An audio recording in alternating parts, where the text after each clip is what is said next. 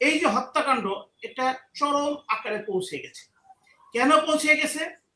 এই যে যারা মিছিল করছেন, যারা এই শিশু রামিসা হত্যাকাণ্ডকে রাজনৈতিকভাবে ব্যবহার করছেন, যার ছত্রছায়ায় দেশে ইতিপূর্বে মোব রাজত্ব রাষ্ট্রীয় সহযোগিতায় করা হয়েছিল, 32 ভেঙ্গে গুড়িয়ে একবার না কয়েকবার দেওয়া হয়েছে। প্রথম দেওয়া হয়েছে বুঝলাম যে আবেগে ইমোশনে দিয়েছে, হোয়াট এভার ইট ইজ, কিন্তু পরপর যখন দেওয়া হয়েছে, গাজী যে টায়ার ইন্ডাস্ট্রি ছিল 27,000 লোক কাজ করতো, সেটাকে একটা রাষ্ট্রের সম্পদ, যে কোনো আমি একটা রাষ্ট্রের সম্পদ, আমার বাচ্চা মারা গেছে তাই বলে আমি দাফন করতে পারবো? রাষ্ট্র এটা রাষ্ট্রের মালিক, আমার সম্পদ।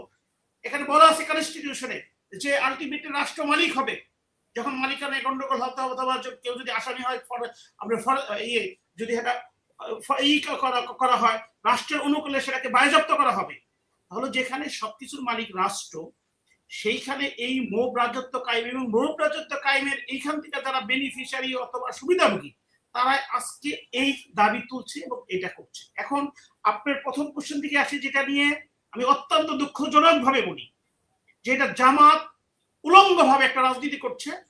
তাদের এই ডক্টর ইউনূস সাহেবদের সরকারকে সেভ করার জন্য, কারণ 18 মাসে ইন্টারিম গভর্নমেন্টের সময় সবচেয়ে বেশি বেনিফিশিয়ারি ছিল জামাত, এবং তারা বিভিন্ন ভাবে যেন ইলেকশন না হয় তার যত প্রকার কারসাজি কারচুপি ষড়যন্ত্র করেছে, কারণ তারা বেনিফিশিয়ারি দিয়ে, আপনি এসপি বলেন, ডিসি বলেন, ওসি বলেন, সর্বকে বিসি বলেন, ইউনিভার্সিটি সবখানে তারা নিয়োগ দিয়েছিল।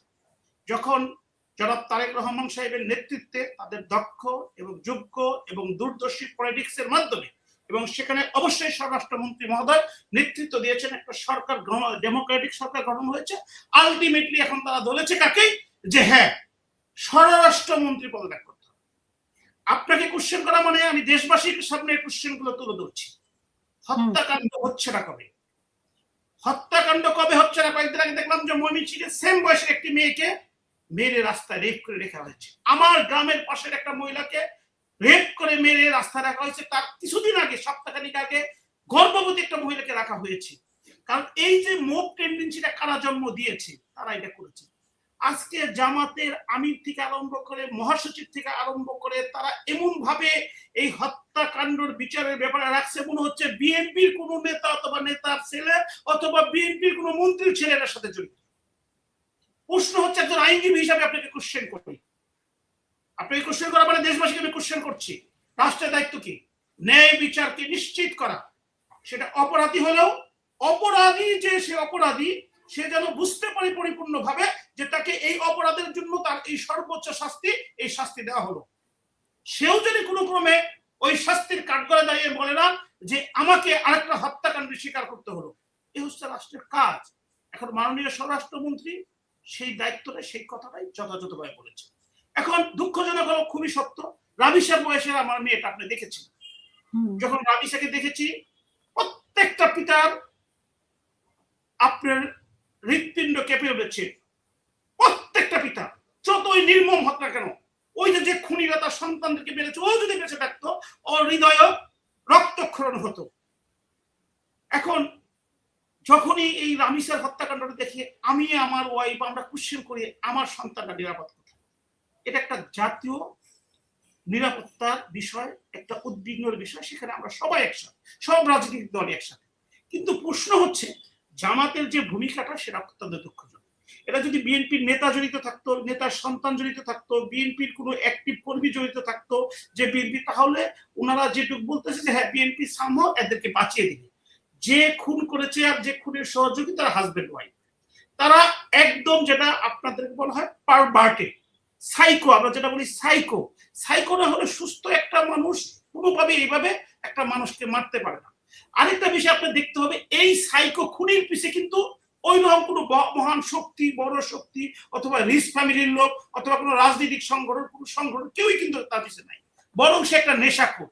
এবং আমার বিশ্বাস সে একটা লয়ার পাবে না, লয়ার ইচ্ছা থেকেও তাকে কষ্ট দিতে পারবে না, লয়ারের ফিস দিতে পারবে না। সেই রকম একটা ঘটনাকে কেন্দ্র করে যেভাবে জামাত মারকরণ করছে, স্বরাষ্ট্রমন্ত্রীর পদত্যাগ চাচ্ছে, এটা দেশের মানুষ মনে করছে তাদের ওই যে কিছুদিন আগে যারা আমার ভাই রবি ভাই জিজ্ঞেস করলো যে আশরাফ ভাইকে দেখলাম কি একটা মামলা করেছে। হত্যা দুই প্রকার, একটা ব্যক্তি দ্বারা যারা আমিষাকে হত্যা করা হয়েছে, আর একটা রাষ্ট্র দ্বারা। শহীদ প্রেসিডেন্ট জিয়াউর রহমান রবিবার নেতা 1979 এই দেশে এই টিকার ব্যবস্থা করেছেন। বেগম খালেদা জিয়া সরকার বারবার চলে গেছে, এরশাদের সরকার এবং শেখ হাসিনা সরকার, কেউ কখনো এখানে হাত দেয় নাই, কারণ তাদের ইফিসিয়েন্সি, তাদের একুরেসি এবং কস্ট এফিসিয়েন্সি থেকে ইউনিসেফের কাছ থেকে নিয়ে আসা হয়েছিল। সেটাকে এই স্বার্থান্বেষী এই জামাত, কারণ ইউনুসকে চয়েস করতে জামাত শিবির, এই ইউনুসকে চয়েস করতে সোনার মাংস পর্যন্ত আনছে তারা, একটা মুসলিম দেশে সোনার মাংস আনবে লাইসেন্স করে, সেটা তারা প্রতিবাদ। তাকে এই যে 500 অধিক শিশু মৃত্যুবরণ করেছে হামের জন্য, তাদের ইয়ের জন্য, যেখানে জিরো লেভেলে চলে আসছিল, সেইটাকে হাইড করার জন্য জামাত এই মাঠ গরম করতেছে, বিএনপির উপর কালাম এই দিচ্ছে এবং কি স্বরাষ্ট্রমন্ত্রী পদে পদত্যাগ চাচ্ছে। এখন আমি আপনাকে বলি, বিএনপির যদি আন্তরিকতা না থাকতো আমিও বিএনপির পদত্যাগ চাইতাম, যেরকম হত্যা করে বিএনপি। একটা দেশের মাননীয় প্রধানমন্ত্রী, উনি ওর বাবা রামিসার বাবা যেতে চেয়েছিল, উনি বলছে না যেতে যান, আমি আপনার কাছে আসবো, উনি তৎক্ষণাৎ চলে গিয়েছেন। একটা দেশের স্বরাষ্ট্রমন্ত্রী চলে গিয়েছেন, একটা দেশের আইনমন্ত্রী চলে গিয়েছেন, একটা দেশের যে পাওয়ার বিএনপি, তার সমস্ত নেতা কর্মী, সমস্ত অঙ্গ সংগঠন, তারা এটার সাথে যাতে নিশ্চিত হয়।